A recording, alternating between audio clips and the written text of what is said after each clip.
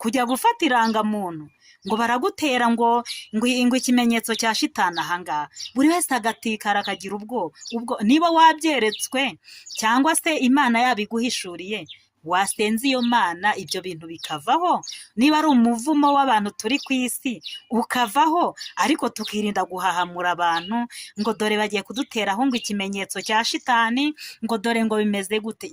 Njye nuko ahantu ndi wenda bitaragera, nibihagera nzagenda mu ba mbere. Kristo Yezu akuzwe.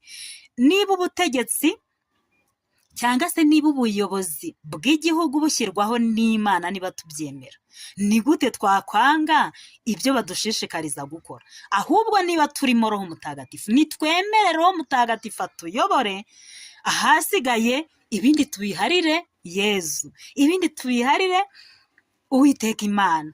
Dufite ubwoba bw'iki? Dufite imbaraga za Roho Mutagatifu, dufite Yezu ugendana natwe uko bwije n'uko bukeye.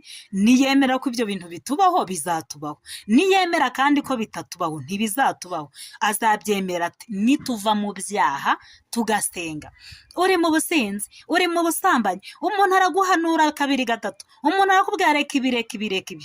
None se umunsi uzajya muri icyo kimenyetso waraye wanyweye inzoga utari ubizi, ntuzakigwamo koko bakakujyana ikuzimu? Kristo Yezu akuzwe. Dusabirane rero, tureke